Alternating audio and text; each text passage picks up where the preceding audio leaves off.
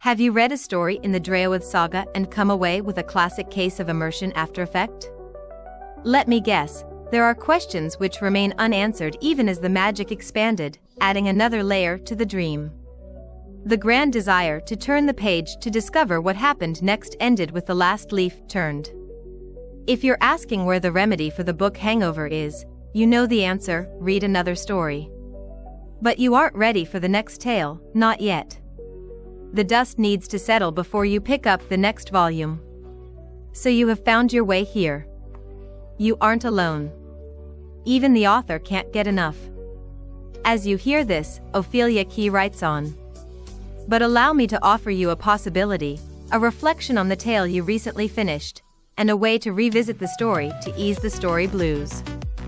Welcome to the Draoithe Saga After Party. Warning, spoiler alerts ahead. Turn back now if you wish to read the story blind. Okay, let's start this deep dive with, well, a really striking question from the source material itself. What if hell wasn't fire and brimstone, but actually freezing cold? And what if the demons ruling it, particularly the Shadow King, were, noble, in their own way at least? Exactly. Yeah. That paradox is right at the heart of what we're looking at today. First Demon, which is the initial book in the Dread Desire miniseries. Which itself is part of the much larger Draoithe saga. We're talking dark fantasy, paranormal romance, long-form heroic stuff.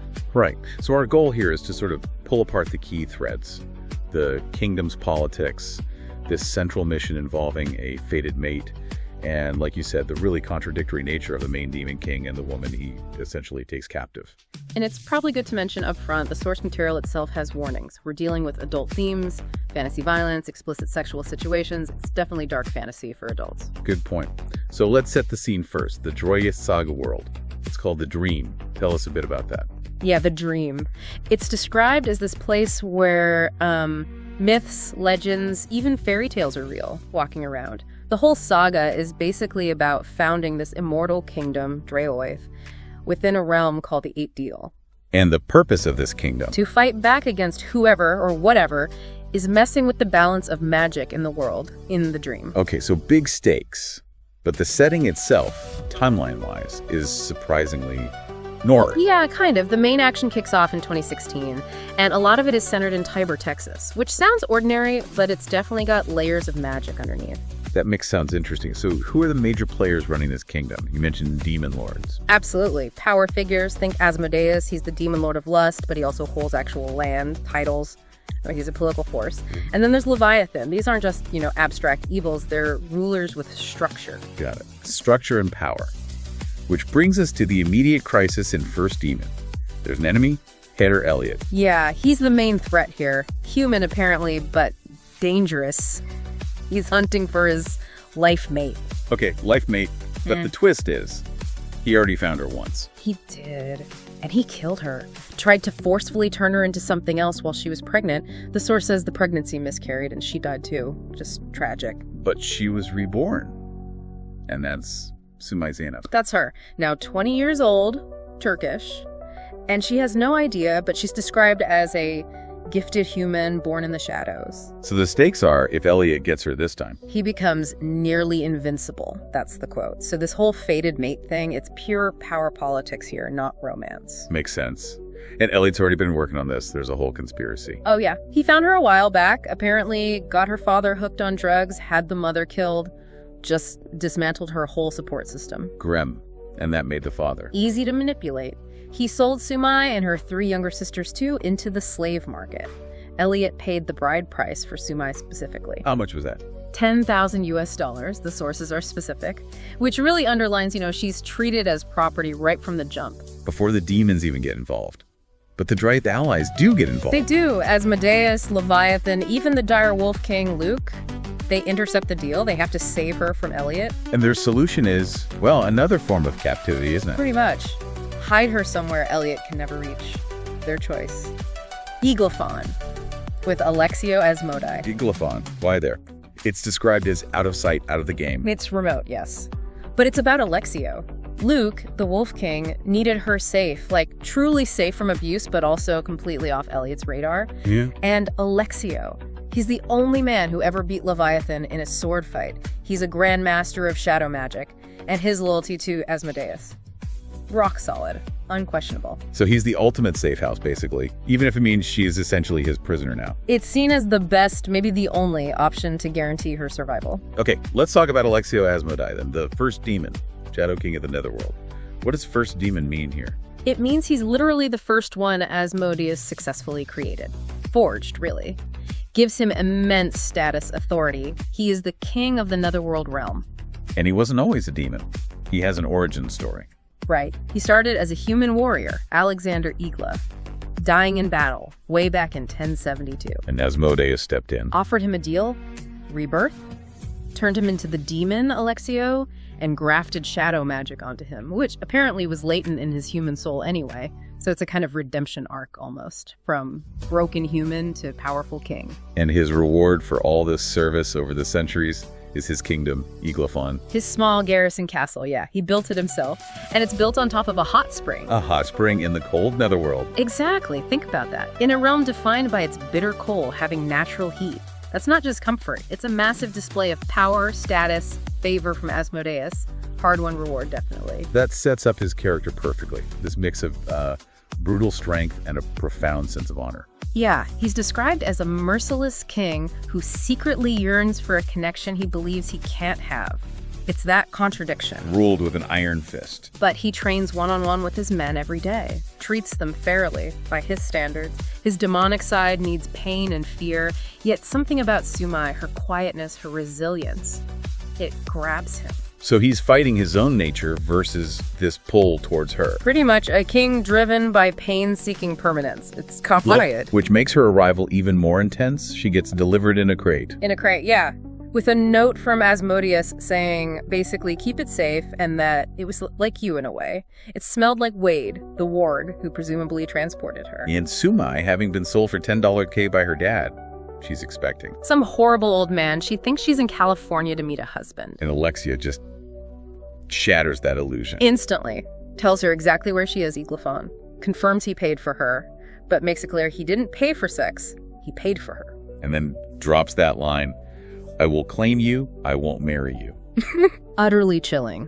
And he sees her vulnerability immediately. He knows her father messed with her head, made her feel worthless, desperate for just shelter. So he uses that. It's not about seduction, it's about control. Total control. Submission. He wants her purity, too. She tells him, no one has touched me, my lord. I'm still pure for you.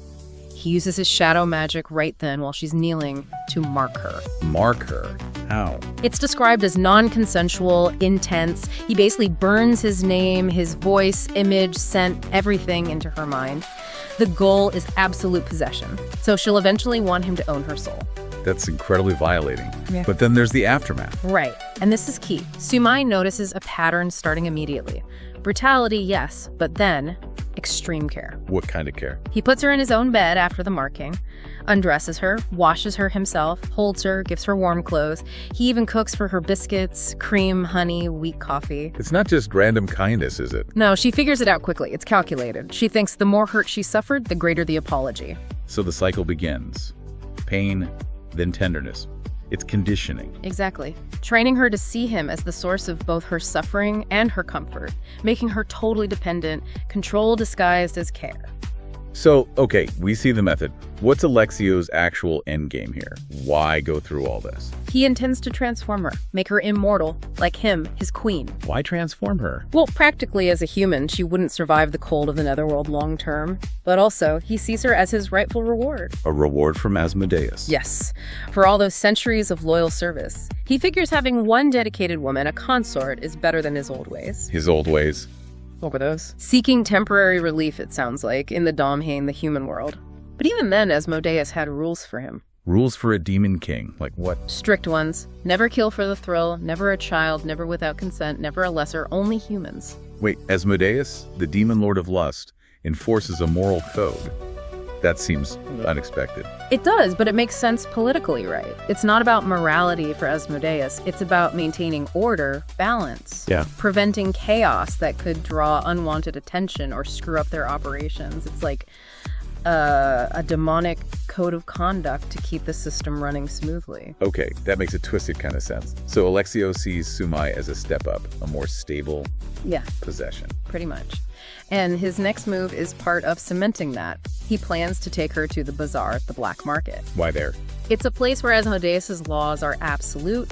Break them, and the penalty is torture, death, eternal servitude.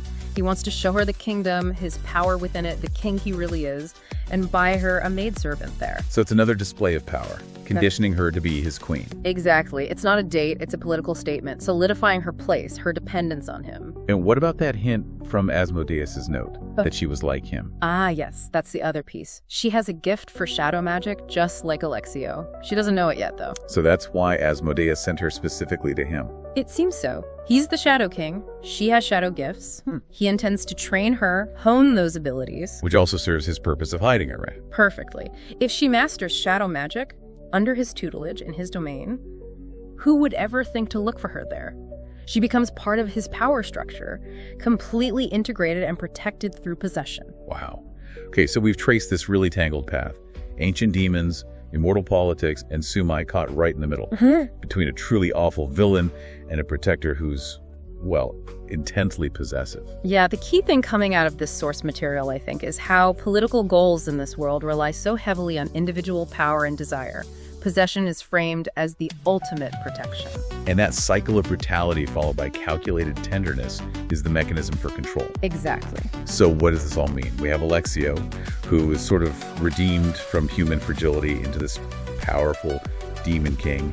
He sees Sumai as his earned reward. Yeah. He even sets boundaries. He'll inflict pain, he says, but he won't actually damage her. Which leads to the big question, maybe for you listening to think about. Alexio found his own kind of redemption through power and control. He's now trying to protect Sumai, using that same pattern, pain and apology, control presented as care. Can her eventual acceptance, if it comes, ever really be hope or home? Or is she just mastering the rules of survival inside a cage, however gilded, built by her possessor? Don't forget to like, share, and subscribe. A special thanks to OK Music Writers for writing and sharing Enter the Dream. Thank you for your support. For more, visit opheliakee.com. Welcome to the dream. Sincerely, OK.